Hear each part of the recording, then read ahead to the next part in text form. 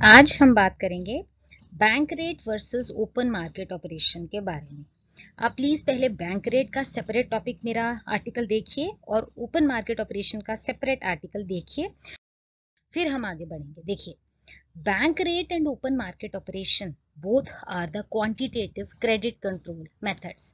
जब हम central banking की क्रेडिट कंट्रोल मेथड्स की बात करते हैं तो ये दोनों ही क्वांटिटेटिव कैटेगरी में आते हैं और दोनों ही बहुत इंपॉर्टेंट मेजर्स हैं। It is believed that open market operations are suited better to influence the market trends directly। ऐसा माना जाता है कि अगर हमने मार्केट को डायरेक्टली कैप्चर करना है, उसको अपने हिसाब से मैनिपुलेट करना है, तो बैंक रेट और ओपन मार्केट ऑपरेशन में से ओपन मार्केट ऑपरेशन ज्यादा इफेक्टिव माना जाता है। In the bank rate policy, the central bank has to wait for the market to react। Bank rate policy की अगर हम बात करते हैं तो उसमें सेंट्रल बैंक को वेट करना पड़ता है। जब उसने बैंक रेट पॉलिसी में थोड़ा सा फेरबदल किया, चेंज किया, तो उसके रुक के वेट करना पड़ेगा कि मार्केट क्या रिस्पॉन्ड करेगी। ओपन मार्केट ऑपरेशंस में डायरेक्टली उसको हम कंट्रोल मार्केट को कर सकते हैं। Now the efficiency of bank rate depends on its indirect influence in the market trends through changes in money rate। Bank rate policy के हिसाब से उसकी एफिशिएंसी, उसकी गुणवत्ता कहाँ डिपेंड करती है कि वो मार्केट ट्रेंड को इनडायरेक्टली इन्फ्लुएंस करता है। जब central bank bank rate change करती है तो मनी रेट्स ऑटोमेटिकली चेंज होते हैं, मनी मार्केट के इंटरेस्ट रेट चेंज होते हैं और bank rate in a way indirectly influence करता है, जबकि open market operation directly influence करता है।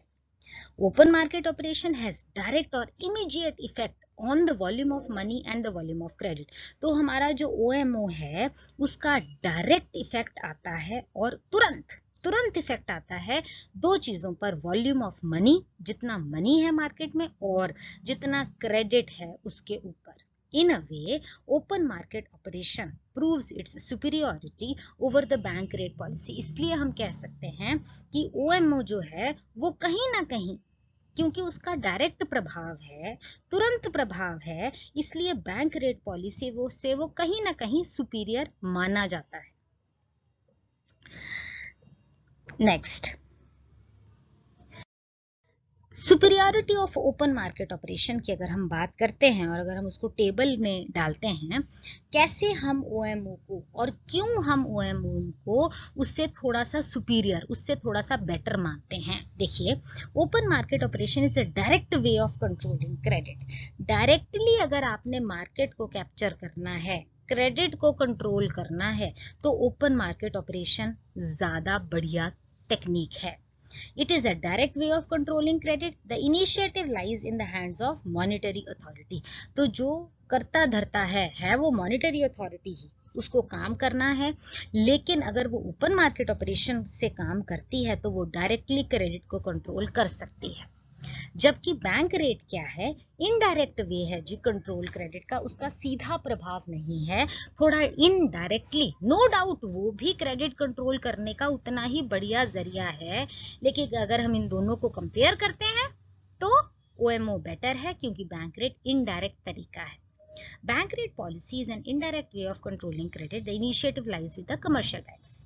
काम करने का तरीका किसने करना है, यहाँ पर इनिशिएटिव करता धरता मॉनेटरी अथॉरिटी रहती है, यहाँ पर करता धरता कमर्शियल बैंक्स रहते हैं। Second point is direct influence on long term interest rate. देखिए, OMO को जो इन्फ्लुएंस है वो लॉन्ग टर्म इंटरेस्ट रेट पर माना जाता है।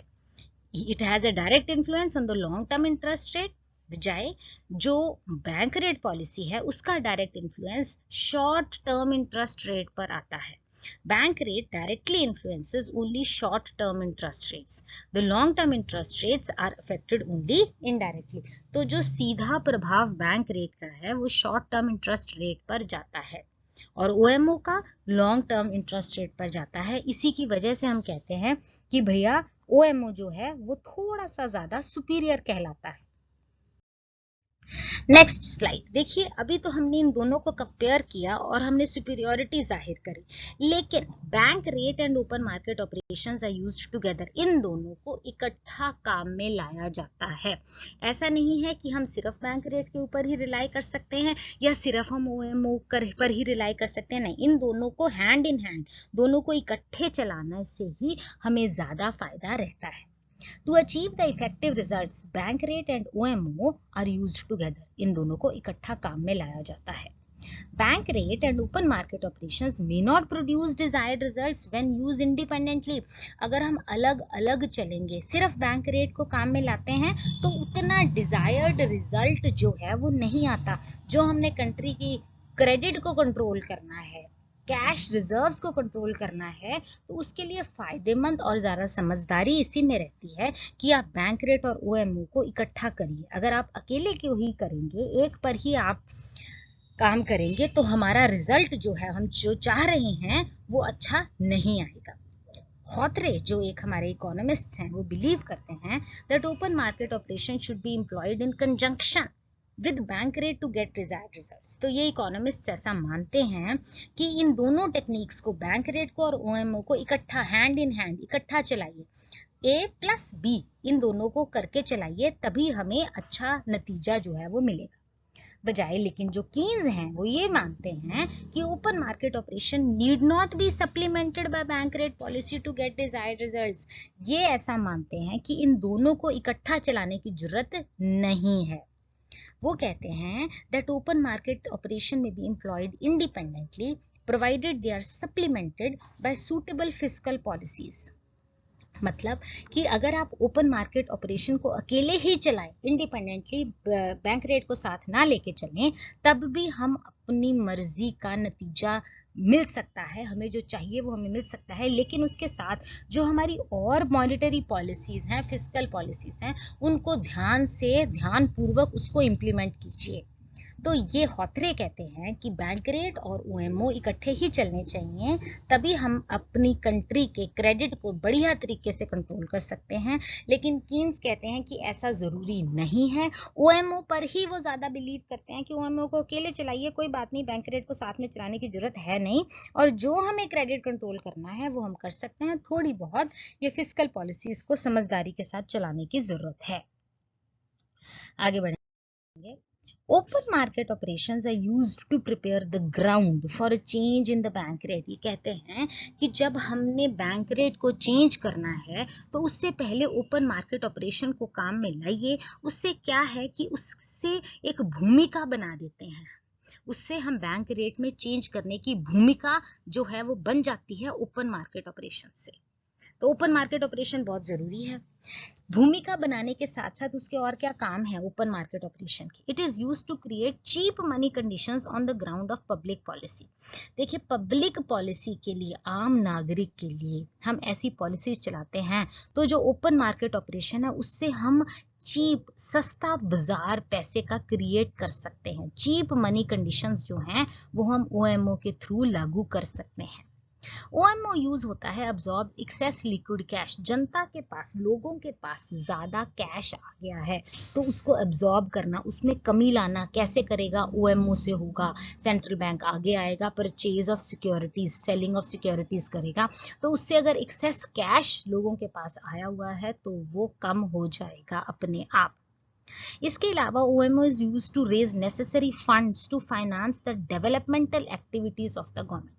देखिए, गवर्नमेंट की इतनी सारी एक्टिविटीज, इतने सारे प्रोजेक्ट्स चलते हैं, उसका खर्चा कहाँ से पूरा होता है? अगर ओएमओ होता है, अगर सेंट्रल बैंक सिक्योरिटीज बेचता है, तो जो उसके पास पैसा आता है तो वो सरकार को दे दिया जाता है, जिससे वो बहुत ज्यादा डेवलपमेंट के काम करती है। OMO is used to avoid disturbances in the money market created to the movement of government funds। Government funds के आदान प्रदान से मनी मार्केट में बहुत उतार चढ़ाव आते हैं। ये डिस्टर्बेंसेस को क्लीन करने के लिए, उनको समतल लाने के लिए, राइट, उसको स्टेबल करने के लिए ओएमओ के थ्रू जो सेंट्रल बैंक है, ये मनी मार्केट को स्टेबल करता है, समतल लाता है। OMO is used for offsetting the inflow and outflow of gold। Gold में ज्यादा उतार चढ़ाव हो जाता है, इनफ्लो ज्यादा आ गया, आउटफ्लो ज्यादा बाहर चला गया, वो भी ओएमओ से कंट्रोल किया जा सकता है। OMO is used for insulating the internal credit structure from sudden and temporary changes in the balance of payments. देखिए balance of payments import export से अगर उतार चढ़ाव आ जाते हैं तो भी OMO हमारी मदद करता है। OMO के थ्रू हम बैलेंस ऑफ पेमेंट को स्टेबलाइज कर सकते हैं, समतल अपनी कंट्री के बैलेंस ऑफ पेमेंट को कर सकते हैं। OMO is used to avoid undue influences in the prices of government securities. देखिए गवर्नमेंट सिक्योरिटीज के प्राइसेस ऊपर नीचे होते हैं तो उनको भी फ्लक्चुएशंस को दूर करने के लिए OMO काम आता है।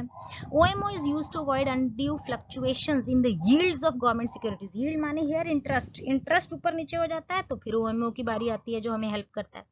इसलिए हम कहते हैं कि OMO is now considered as a principal instrument of monetary policy. तो हमारी आज की डेट में हमारी मॉनेटरी पॉलिसी के लिए ये जो OMO है ये बहुत ज्यादा महत्वपूर्ण भूमिका निभाता है।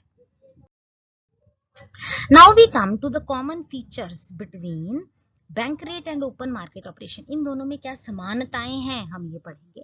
Bank rate and open market operation both are objective and indiscriminatory in nature. देखिए बहुत ही ज्यादा उद्देश्यपूर्ण है, ये अपने उद्देश्य की तरफ चलते हैं। क्रेडिट को कंट्रोल करना है, बढ़ाना है या कम करना है तो बैंक रेट बहुत मदद करता है, उसी तरह से OMO भी बहुत मदद करता है। इनडिस्क्रिमिनेटरी का मतलब रहता है कि इसमें ये कोई फर्क नहीं करते हैं। ध्यान से सुनिए, both aim to control the total volume of credit in the economy without any regard for the users to which the credit is put. उनको कोई लेना देना इस बात से नहीं है कि जो क्रेडिट आया, जो पैसा आया उससे वो किस तरफ लगाया जा रहा है, जी नहीं। इनका उद्देश्य सिर्फ हमारे देश के, हमारी कंट्री के क्रेडिट को कंट्रोल करना है।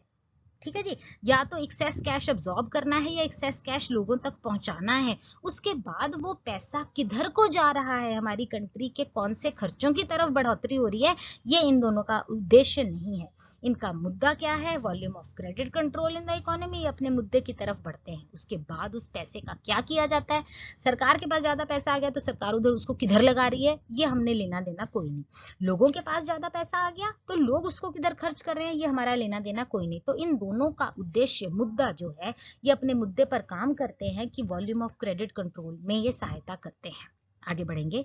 Both attempt to control credit by influencing the cash reserves of the commercial banks. इन दोनों में एक और समानता है कि ये जब अपना काम करते हैं तो कमर्शियल बैंक के कैश रिजर्व को अफेक्ट करते हैं और उसी से हमारा जो मुद्दा है, हमारा जो एम है, उद्देश्य है, वो पूरा होता है। तो कमर्शियल बैंक्स तो दोनों की ही चपेट में रहते हैं। इनके कैश रिजर्व्स को बैंक रेट भी और OMO भी अफेक्ट करते हैं। आगे बढ़िए। मेजर डिफरेंसेस आते हैं जी। अब बैंक रेट में और ओपन मार्केट ऑपरेशंस में क्या क्या अंतर है। पहला है जी बैंक रेट इनडायरेक्ट मेथड है, जैसा कि अभी हमने आपको बताया। Bank rate is an indirect method to control the volume of credit. Bank rate first influences the cost and availability of credit to the commercial banks. तो सबसे पहले बैंक रेट कमर्शियल बैंक्स की कॉस्ट ऑफ क्रेडिट, किस rate पे central bank ने commercial bank को देना है उधार, उसको अफेक्ट करता है। और फिर कमर्शियल बैंक्स के पास क्या क्रेडिट है लोगों को देने को, अवेलेबिलिटी ऑफ क्रेडिट का क्या रूल है, उसको अफेक्ट करता है। Hence it influences the willingness of the businessman to borrow and invest. तो इनडायरेक्टली क्या बिजनेसमैन ज्यादा कर्जा लेगा या नहीं लेगा, वो किस पे डिपेंड करता है कि कमर्शियल बैंक कितने ब्याज के ऊपर उनको लोन दे रहा है। तो कितने ब्याज पे वो देगा, जितने पे भैया उसको खुद मिलेगा। ठीक है जी। तो बैंक रेट इनडायरेक्टली अफेक्ट करता है लोगों के रवैये को कि क्या वो उधार लेंगे या नहीं लेंगे। समझे। OMO जो है वो डायरेक्ट मेथड है। OMO is a direct method since it controls the volume of credit by influencing the cash reserves of the commercial banks. Commercial banks के cash reserves के ऊपर इसका डायरेक्ट इफेक्ट जाता है तो ये अपना काम करता है। तो पहला अंतर हमने ये देखा कि बैंक रेट इनडायरेक्ट मेथड है और OMO जो है वो डायरेक्ट मेथड है। Second point, effect on the cash reserve. Bank rate does not produce immediate effect on the cash reserve of the commercial banks and OMO affects the cash reserve of the commercial banks through the purchase and sale of securities. Bank rate जो है immediate, तुरंत प्रभाव नहीं डालता cash reserve के ऊपर। देखिए हमने आपको बताया इनडायरेक्ट इसका इफेक्ट है, तो जो प्रभाव है कैश रिजर्व का, सेकंड पॉइंट हमारा है तुरंत प्रभाव जो है commercial reserve cash reserves of commercial banks पे नहीं पड़ता, लेकिन OMO का तुरंत प्रभाव पड़ता है कमर्शियल बैंक्स के कैश रिजर्व्स पर। क्यों? क्योंकि OMO में किया ये जाता है purchase and sale of securities, so it is the direct immediate effect on the cash reserves and it is not immediate effect, right? Next, this does not produce immediate effect and this produces immediate effect. Cash reserves of commercial banks, cash reserves of commercial banks. Next point, flexibility. देखिए bank rate flexible होता है. Bank rate is applicable to a narrower sector of the banking system and hence can be varied according to the requirement of the local situation. Finance minister ने देखना है कि bank rate बढ़ाना है, central bank ने बढ़ाना है कि नहीं बढ़ाना है. ये एक छोटी सी चीज है, नैरो सेक्टर, बहुत ज्यादा विस्तार नहीं है इसका, छोटी सी चीज है, उसी के ऊपर डील करती है, तो ये फ्लेक्सिबल है. हम चाहें तो बढ़ा दें, हम चाहें तो कम कर दें. लेकिन OMO फ्लेक्सिबल नहीं होता, it can not be changed quickly and easily. तो देखिए इन दोनों को जब हम कंपेयर करते हैं तो बैंक रेट फ्लेक्सिबल माना जाता है. फ्लेक्सिबल माने अपनी मर्जी से आप ऊपर नीचे कर सकते हैं. OMO जो है वो फ्लेक्सिबल नहीं माना जाता. आगे बढ़ेंगे. It is concluded that both have their own merits and demerits. तो हमने देखा कि उसके अपने फायदे हैं OMO के, बैंक रेट के अपने फायदे हैं, उसी तरह से उसमें अपनी दिक्कतें हैं OMO की और बैंक रेट की अपनी दिक्कतें हैं. No single method, bank rate और OMO, they can produce effective results. कोई अगर हम बोलें कि भैया बैंक रेट ही उत्तम है या OMO ही उत्तम है, ऐसा नहीं है. कोई सिंगल मेथड सारे गुणों से भरपूर नहीं है. Both should be judicially combined in the right proportion. बहुत सूझबूझ के साथ इन दोनों को कंबाइन करके, इकट्ठा करके राइट प्रोपोर्शन में कब कितना करना है to achieve the objective of credit control effectively.